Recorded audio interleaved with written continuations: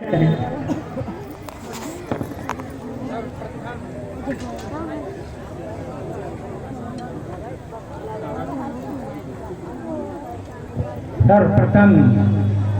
मैं महामानव भगवान बुद्ध को नमन करता हूँ। उसके पश्चात हमारे महापुरुष सम्राट अशोक, बाबा साहब अम्बेडकर जिन्होंने भारत की आज ये रूपरेखा रचकर आपके सामने रख दी है, उनको नमन करता हूँ। पूज्य बंतेगढ़, मंच पर बैठे हुए विद्वत समाज, आए हुए बंधुओं, माताएं, बहनों, आज ये कार्यक्रम चल रहा है धम्म विजय का। आप ये सब भी जाने कि धम्म विजय क्या है, धम्म क्या है। तो देखिए, अभी हमारे एक भाई ने कहा था कि हम यहाँ धर्म की बात नहीं करते, मगर याद रखें धम्म एक ही होता है, अनेक नहीं होता। इस पृथ्वी पर भगवान बुद्ध ने जो हमें बताया है, वो यही कहा है कि धम्म है क्या। हमारी सांस चलती है, जीवन जीते हैं, तो ये धम्म है शरीर का, अलग नहीं है, वो सबके लिए है। चाहे वो किसी भी समाज का हो, चाहे किसी देश का हो, किसी धर्म को मानने वाला हो, हिंदू हो, ईसाई हो, जैन हो, बौद्ध हो, सभी की सांसें तो एक तरह हैं और सभी मरते हैं, जीते हैं इसी के कारण। ये मानव का धर्म है। तो देखिए आप, सच्चाई है क्या, जो प्रकृति का नियम है, जो भगवान का नियम कह लीजिए, कुदरत का कानून कह लीजिए, वही धम्म है। इससे हट के कुछ भी नहीं है। तो हमारे इन महापुरुषों ने हमें समझाया है अच्छी तरह से कि हम अच्छी तरह समझ लें कि हम इससे हट करके हमारा कल्याण नहीं है, किसी जात का नहीं, किसी धर्म मानने वालों का नहीं, किसी देश का नहीं, सबके कल्याण के लिए ये विद्या है। चाहे वो जिस देश का रहने वाला हो, चाहे जिस भाषा को बोलने वाला हो, अगर वो सच्चाई के रास्ते में प्रकृति के कानून को मानता है, भगवान के नियम को मानता है, तो देखिए अलग नहीं है।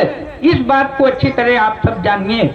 जैसे आप देखिए, होता क्या है, नीम का पेड़ है, उसमें कड़वाहट है, वो जहाँ भी होगा कड़ू होगा, और नीम का जो बीज है वो कड़वा होगा। ये क्या है, नीम का धम्म है, नीम का धर्म है। गन्ने का एक एक रेशा मीठा होता है, तो मीठे का धर्म है।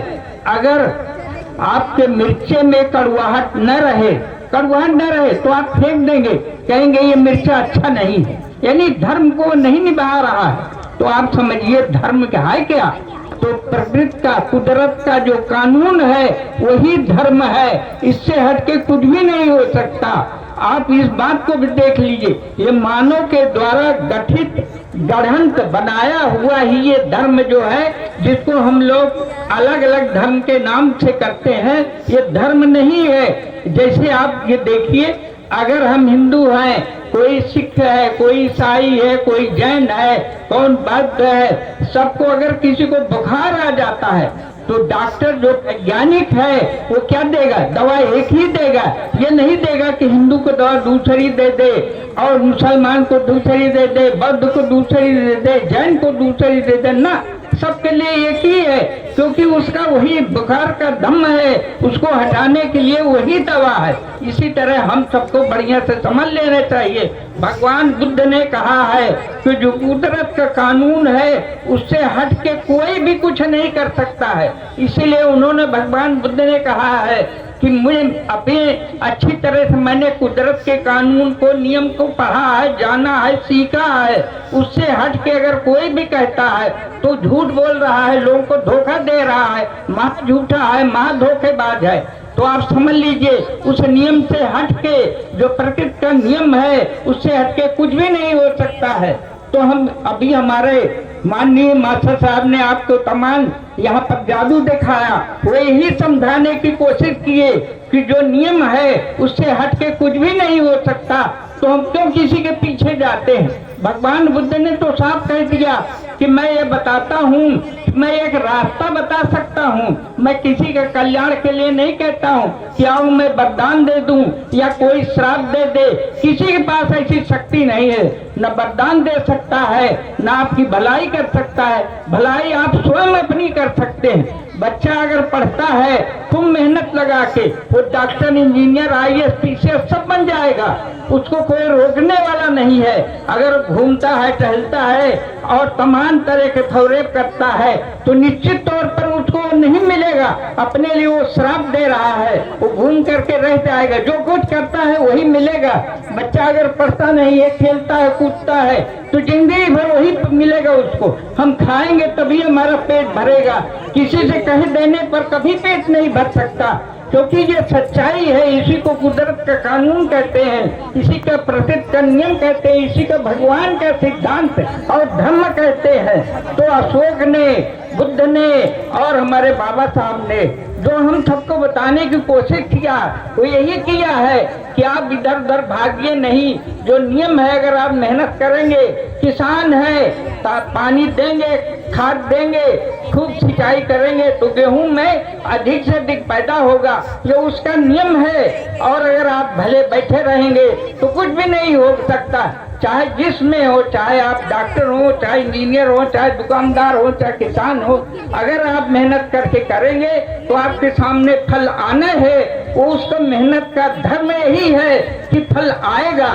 तो देखिए, मेरा ये कहना है इसलिए कि हम सब अंधविश्वास में कभी न भागे। मास्टर साहब ने कहा भी, आज मैंने एक बार देखा तो 14 या 16 ऐसे जो बड़े अपने को ज्ञानी, बड़े संत लगते थे, सबका सब आजीवन कारावास में उनको आजीवन रहने की सजा मिल चुकी है। क्योंकि वो महाधोखेबाज समाज को सदैव धोखा देते रहे, समाज को हर तरह से तंग करते रहे, उनकी इज्जत लूटते रहे, उनका धन लूटते रहे। आज समझ में आ गया कि ये कुदरत के कानून से अलग कर रहे हैं, इसलिए वो जेल में है।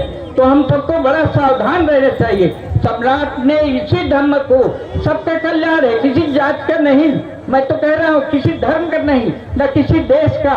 ये भगवान बुद्ध ने पूरे विश्व के लिए बताया, सिखाया कि हम सब उसी रास्ते में चले जिससे हमारा कल्याण हो, हमारी भलाई हो। तो सबकी भलाई का नियम बताया है, किसी एक का नहीं। हाँ, जो ज्यादा प्रभावित है उनके लिए ज्यादा लाभ कर रहा है, जो गरीबी में जी रहे हैं, मेहनत करके ऊपर आ जा रहे हैं। आप देख लीजिए, उदाहरण है लोग, मैंने देखा है, कई किताबों में देखा है। पहला जो अमेरिका का राष्ट्रपति हुआ वो एक लेबर था, लेबर, वो 13-14 साल का था, उसके बाप नहीं थे, माँ थी अकेले, और एक तंबू में रह के पढ़ता था, मगर वो अमेरिका का पहला राष्ट्रपति बना।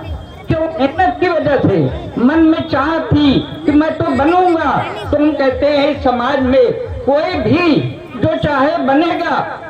तो देखिए, सोच है। मेरा एक आपको उदाहरण देता हूँ, बड़ाई में नहीं कहता, ये मेरा पोता खड़ा है, ये जैसे ही इंटर पास किया पिछले साल, इसने कहा मुझको बाबा डॉक्टर बनना है। हम कहे बन जाओगे, बशर्ते तुम छोड़ दो सब कुछ, न तुम्हारे अंदर आलस रहे और न मित्र न मित्रता, कुछ भी छोड़ दो, मात्र केवल बनना रहे। कौन रोकने वाला है जिंदगी में? पहले बार पास हो गया, आज ये MBBS कर रहा है।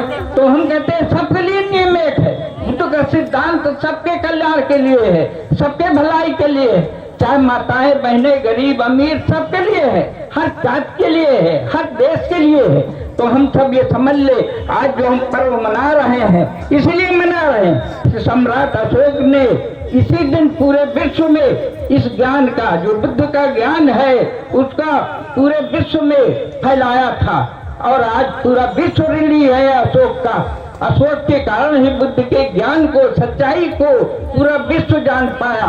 तो आप लोगों से प्रार्थना है कि उनके नियमों को जाने और कभी भी इधर उधर न भटके, जिससे आपका कल्याण हो। भटकने में नुकसान है। मैं इसीलिए कहता हूँ, मैं तो विद्यालय में भी जाता हूँ, इस उम्र में 80 साल में भी चला जाता हूँ, और बच्चों को यही कहता हूँ, अगर बनना चाहो तो कोई रोक नहीं सकता, और अगर नहीं चाहते हैं तो कोई बना भी नहीं सकता।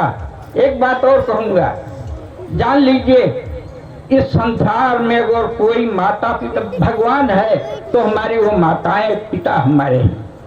इस बात को ध्यान रखें। इसके अलावा आप कभी न सोचें हर बच्चे का माता पिता उसके भगवान हैं और वही हम उनका लिए परेशान रहते हैं। बच्चा पैदा हुआ चाहे हमारे नौजवान हों, क्या सोचते हैं, अरे मेरा बेटा है, मेरा बेटा है, और उसी के लिए रात दिन स्कूल जाता है, कॉपी किताब सब कुछ वही देता है। और अगर भूखा चला गया देखते हैं माताएं पहुंच जाती है खाना लेकर, अरे मेरा बेटा आज भूखा आ गया है। देखिए जरा कौन भगवान कौन देवता इस तरह करता है जो आपके पीछे भागता है? कोई भी नहीं, कोई भी देख ले। हम तो कहते हैं भागे चले जाते, बुराई नहीं करते। चाहे वो बुद्ध का मंदिर ही क्यों ना हो, सामने हो, तो अगर हमको बुखार आ जाए, हम जानते हैं कि कल्याण करता है मंदिर, तो ले जाके अपने बच्चे को वहीं लेटा दे। भला नहीं हो सकता, क्योंकि ये असत्य है। सच्चाई ये है जो कुदरत का नियम है, एक वैज्ञानिक उसको जानता है, वो उसको दूर करेगा दवा से। तो हम सबको सोचना चाहिए कि किसी के पास पावर नहीं है। एक बार पहले बार जो यहाँ आयोजन हुआ था जिसमें लाखों लोग आए थे, यहाँ कहीं जगह नहीं बची थी, उस बार यहाँ पर एक विद्वान ने सवाल किया था। हमारे किसी भाई ने एक गीत में कहा था अंधविश्वास पर कि हम मंदिर पर कुछ बोल गए थे वो, तो उन्होंने कहा आपके यहाँ भी तो बुद्ध का मंदिर बना है। तो हमने कहा देखिए मंदिर बना है, हम जिस तरह अपने माता पिता को न रहने में फोटो रखते हैं और समय समय पर उसमें उनको स्मरण करते हैं और हम फूल माला चढ़ाते, उनको हम लड्डू नहीं चढ़ाते, न उनसे मांगते हैं कि हमको आप रईस बना दीजिए, खाली याद करते हैं कि ही हमारे वो माता पिता हैं जिनकी वजह से हम आज यहाँ तक पहुँचे। इसी तरह हम कहते हैं हमारे बुद्ध हैं, उन्होंने जो रास्ता दिया है उसके कारण हम यहाँ सब आए हैं। यही अम्बेडकर हैं जिन्होंने ये रास्ता दिया है कि हमारा पूरा समाज आज पढ़ लिख करके आगे आ गया और IAS बन रहा है, PCS बन रहा है, प्रधानमंत्री और मुख्यमंत्री बन रहा है। कहाँ से बन रहे हैं? ज्ञान के कारण। एक बात मैं और कहना चाहता हूँ कि याद रखिए, अभी हमको किसी ने कहा कि पुनर्जन्म की बात है, इस बात को ध्यान रखिए। मैं ये कहता हूँ कि लोग मरते हैं, सोचते हैं अगला हम क्या बनने वाले हैं, तो हम कहते हैं हमारे रहते रहते हमारे पुत्र और पुत्री हमारा अगला जन्म हो गए। इस बात को अच्छी तरह समझ लीजिएगा, क्योंकि हम उन्हीं के पीछे रहते हैं, आजीवन रहते हैं अपने पुत्र और पुत्री के पीछे, उनकी भलाई के लिए। तो अगला जन्म तो हमारा वो है ही, और पूर्व जन्म हमारे पिता हैं, पूर्व जन्म हमारे माता पिता हैं। किसी ने एक बार सवाल किया था कि अगर पिछले जन्म में हम कमाए न होते तो करोड़पति यहाँ कैसे पैदा हो जाते, ये कैसे होगा? मैंने कहा आपके पूर्व जन्म जो है वो कमाए हैं, पूर्व जन्म जो आपके पिता है वो कमाया है, पूर्व जन्म उन्हीं की कमाई है। आप गलत सोच रहे हैं कि आप कमाए थे। तो इस बात को अच्छी तरह समझ लीजिए, हम इसके बाद क्या होने वाले हैं कुछ भी नहीं, ये हमारा अंतिम जीवन है। इस तरह हमको सोच के चलना, हमारा जीवन है तो हमारे बच्चे हैं और वही हमको अंत तक उनकी हम भलाई अगर करते हैं तो हमको अंतिम दिनों में सुख मिलेगा, परेशान नहीं होंगे। और अगर बच्चे ठीक निकल गए तो ठीक है, अगर नहीं ठीक निकले तो बुढ़ापे में रोएंगे हम। तो देखिए जरा वही है हमारा अगला जन्म है। अगर वो सुखी हम तो सुखी पा रहे हैं, अगर वो दुखी है तो हम दुखी हो रहे हैं, नहीं कमा रहा है, भूखा मर रहा है, हमको भी नहीं दे रहा, बिरो रहे हैं। तो देखिए जो सच्चाई है उस रास्ते में हमको चलना चाहिए, हम कभी भी अंधविश्वास के रास्ते में न चले। अगर किसी ने कहा है कि अगला जन्म होता है तो कहाँ होगा, हमसे कुछ लेना देना नहीं। हम बुद्ध के सिद्धांत पर, ज्ञान के सिद्धांत पर चले, जो ज्ञान की चीज है, वैज्ञानिक है, जो विज्ञान सिद्ध किया, उस रास्तों पर चलेंगे तो हमारा कल्याण होगा।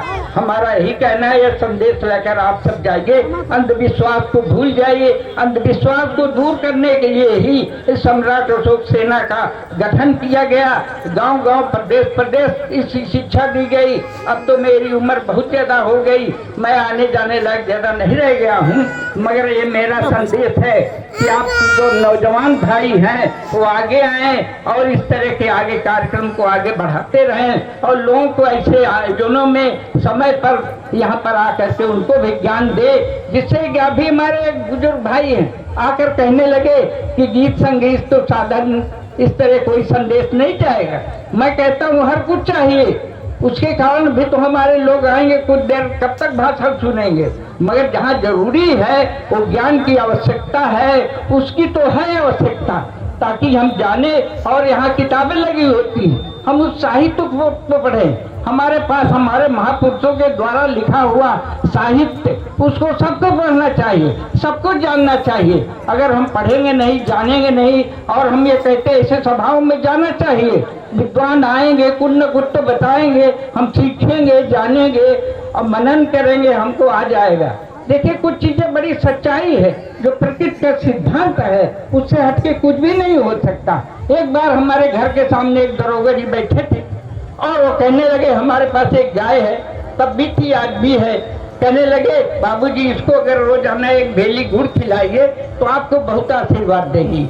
हमने कहा, मिश्रा जी आशीर्वाद क्या देगी? अगर गुड़ खिलाएंगे दूध ज्यादा देगी, और अगर मारती होगी तो नहीं मारेगी, यही इसका धर्म है। इसके अलावा ये हमको आशीर्वाद क्या दे सकती? क्या आप मानते नहीं? मैं कहता हूँ आप नहीं मानते। सच्चाई को जानिए कि सच्चाई यही है, वो गुड़ खाएगी दूध बढ़ा देगी, उसका धर्म यही है। जैसे हम जानते हैं, देखिए क्या प्रकृति का नियम। कभी कभी मैं सोचता हूँ कि आप देखिए, एक गाय है वो 9 महीने में बच्चा दे देती है, एक भैंस है वो 10 महीने में देती है, बकरी है वो 6 महीने में देती। क्यों? ये प्रकृति का नियम है, इस तरह उसको बनाया गया है, प्रकृति ने बनाया है। चाहे प्रकृति कहिए, कुदरत कहिए, भगवान कह लीजिए, कुछ भी कह लीजिए, तो वो नियम है। उससे हटके कौन महापुरुष, कौन संत उसको हटा सकता? कोई नहीं। हमारा गेहूं जौ ये पैदा होता है, तो क्या 4-5 महीने में कोई कह दे आप पानी भरे रहिए, खाद देते रहिए, गेहूं आपका 1 साल खड़ा रहेगा? कभी नहीं, क्योंकि उसका समय पूरा हो चुका है। तो ये देखिए, प्रकृति ने जो बनाया है वो है, इससे हट करके हम सबको सोचना नहीं चाहिए। इसलिए किसी के पीछे न भागे। हम अगर पढ़ लिख करके विद्वान है, सही रास्ते में चल रहे हैं, तो हमारा कष्ट दूर हो जाएगा। बीमारी है तो हम न सोचे कोई देवी को भूत हमको काट रहा है। अरे बीमारी है, किसी अच्छे डॉक्टर को दिखाइए, उसके वैज्ञानिक को दिखाइए, जो मेडिकल का ज्ञाता है, तो देखिए हमारा कल्याण हो जाएगा। तो हम सच्चे रास्ते में चले तो कभी हमको कष्ट मिलने वाला नहीं। इससे विचलित न हो, हमारे रोम रोम में बुद्ध का ज्ञान भर जाए, कभी भी डर ना आ जाए। अरे हम भाई बहुत ज्यादा तंग है, इसलिए हमने जादू भी कर लिया, उस देवता को भी पूज लिया। क्यों भाई पूज ले? माइंड में नहीं आना चाहिए। है तो है यही, प्रकृति का जो नियम है उससे हटके कुछ भी नहीं हो सकता है। मेरा यही आप सबको संदेश है, और ये चाहूंगा कि आप सब जिस रास्ते में चलिए, नवोदय सबको धन्यवाद।